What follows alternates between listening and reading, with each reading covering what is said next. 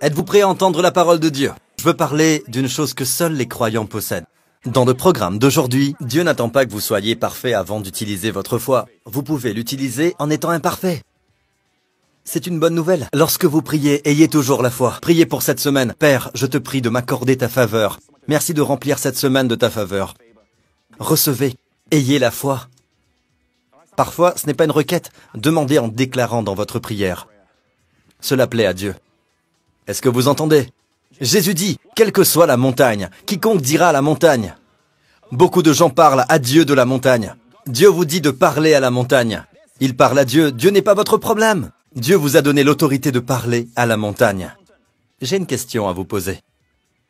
Comment Dieu a-t-il exercé sa foi? Qu'a-t-il fait? Dieu a-t-il dit que la lumière soit? Puis Dieu est descendu et il a créé la lumière? Faire et parler sont deux antithèses. Quelle action Dieu a-t-il posée? Quand Dieu a créé l'univers, quelle action a-t-il posée? Il a simplement cru et parlé. Il n'a pas posé une action. La façon d'agir avec foi est simple, très simple. Croire et parler. Croire et parler.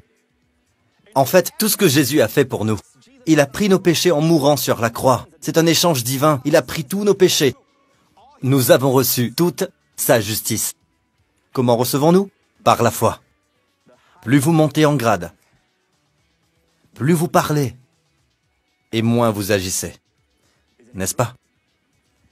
Un PDG a seulement besoin de parler, de donner une directive, et les gens l'exécutent. Savez-vous qui vous êtes, enfant de Dieu? Vous êtes assis sur le trône de Jésus. Vous êtes assis sur le trône de Christ. Vous êtes un roi et un prêtre. Vous savez ce que fait un roi? Un roi ne fait pas. Un roi parle. Quand Jésus est venu, ils auraient dû savoir. Il était un roi, sous la forme d'un serviteur. Car quand il a parlé, la lèpre a disparu. Quand il a parlé, les démons ont fui. Quand il a parlé, le figuier est mort. Quand il a parlé, même la nature a obéi.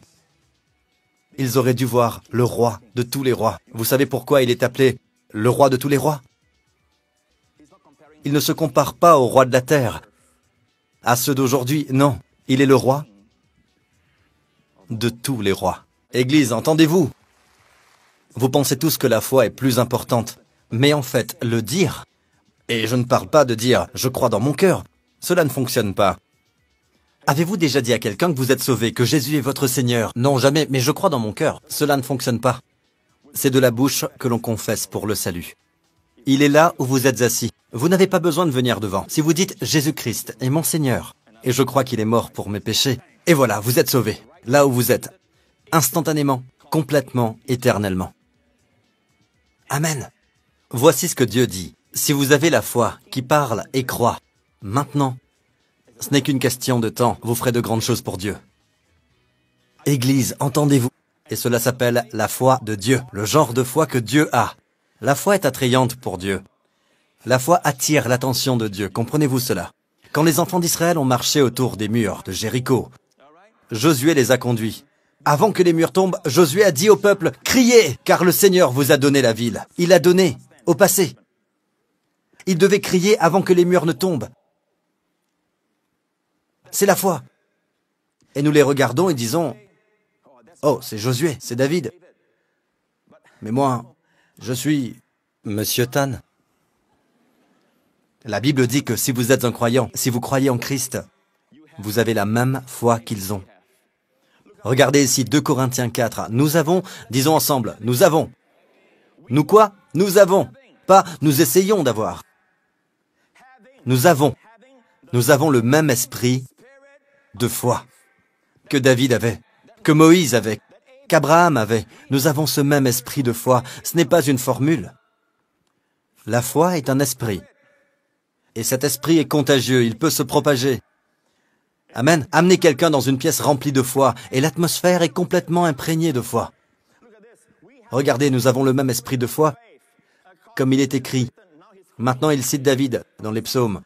J'ai cru, c'est pourquoi j'ai parlé.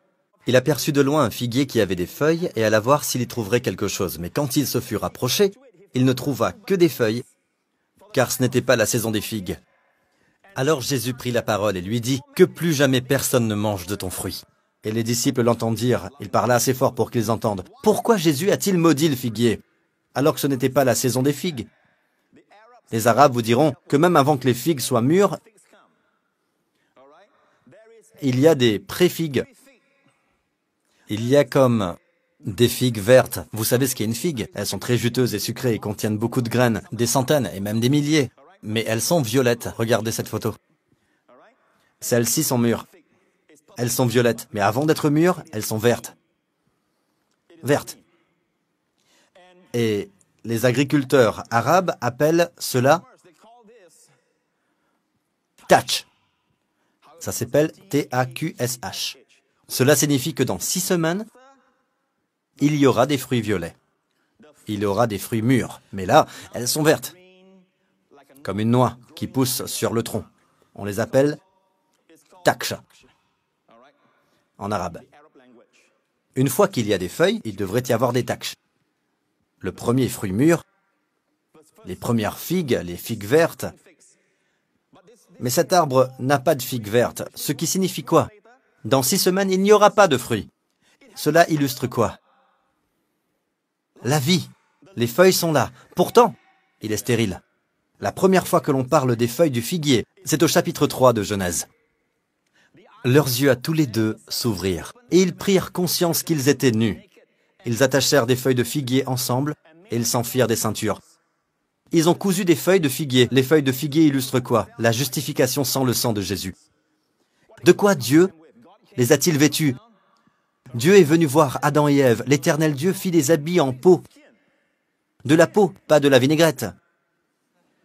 De la peau, pas de la vinaigrette pour feuilles. De la peau. Et il les a vêtus. Dieu a été le premier à tuer un animal innocent, probablement un agneau, et il les a couverts de sang. Quand Dieu a mis la peau sur eux, il y a eu du sang partout. Autrement dit, sans effusion de sang, il n'y a pas de pardon des péchés. Pouvez-vous comprendre cela? Revenons à l'histoire. En Marc 11. Que plus jamais personne ne mange de ton fruit. Et ses disciples l'entendirent.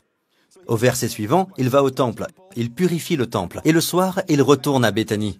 Suivons-le le lendemain matin. Ils sont passés près du figuier. Il était toujours pareil. Jésus l'avait-il maudit? Oui. Mais il semblait toujours pareil quand ils sont passés le soir.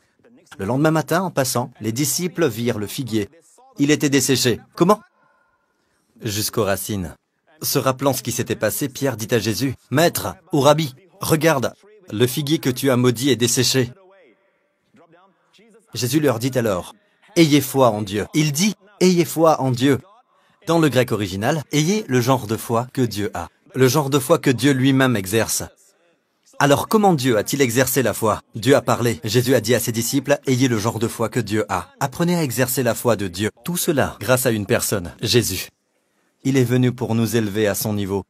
Quand il parle, les choses se produisent et il est le roi de tous les rois.